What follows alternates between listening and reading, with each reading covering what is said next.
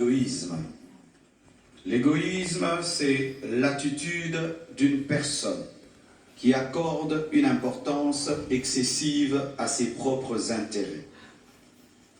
C'est l'attitude d'une personne qui accorde une importance excessive à ses désirs, à ses besoins, au détriment ou en négligeant ceux des autres.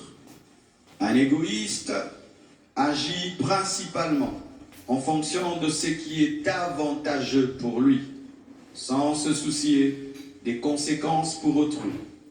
Cette attitude peut se manifester par un manque de générosité, de compassion, de considération pour les besoins et les sentiments des autres. L'égoïste est centré sur son moi, souvent aux dépens des relations sociales ou du bien-être collectif. Sachez ceci, avant d'être un menteur, on est d'abord un égoïste. Avant d'être un adultère, on est d'abord un égoïste. Avant d'être un impudique, on est d'abord un égoïste. Avant d'être un voleur, on est d'abord un égoïste. Avant d'être un meurtrier, on est d'abord un égoïste. Avant d'être un sorcier, on est d'abord un égoïste. Avant même d'être un orgueilleux, on est d'abord un égoïste. Ainsi, nous avons beaucoup prêché en disant que le premier péché au monde, c'était l'orgueil, n'est-ce pas? On dit l'orgueil de Lucifer. Aujourd'hui, j'ai découvert que ce n'est pas vrai. Le premier péché au monde n'est pas l'orgueil de Lucifer, c'est l'égoïsme de Lucifer.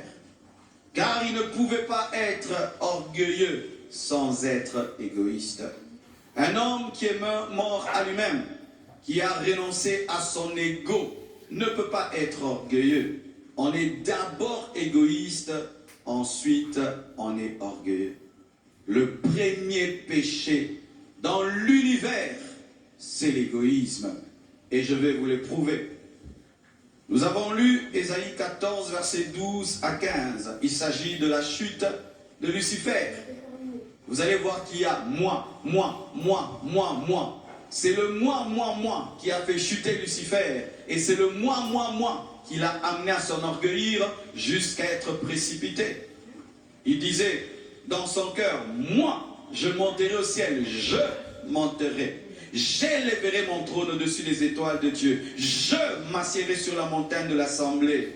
Je monterai au sommet des nuées. Je serai semblable au Très-Haut. Moi. C'est l'égoïsme qui a transformé Lucifer en Satan. Et vous savez, comme je l'ai dit dans la définition, un égoïste oublie les conséquences de son égoïsme. À cause de Lucifer aujourd'hui, il y a la mort dans le monde. À cause de Lucifer aujourd'hui, il y a la maladie. À cause de Lucifer, voyez le monde comment il est. À cause de Lucifer, des démons, des anges sont devenus des démons. Jusqu'aujourd'hui, nous payons les conséquences de l'égoïsme de Lucifer. C'est quand vous voyez jusqu'aujourd'hui, nous payons les conséquences d'un dictateur. Il est passé, il a été égoïste, il s'est occupé de lui, de sa famille, de ses amis.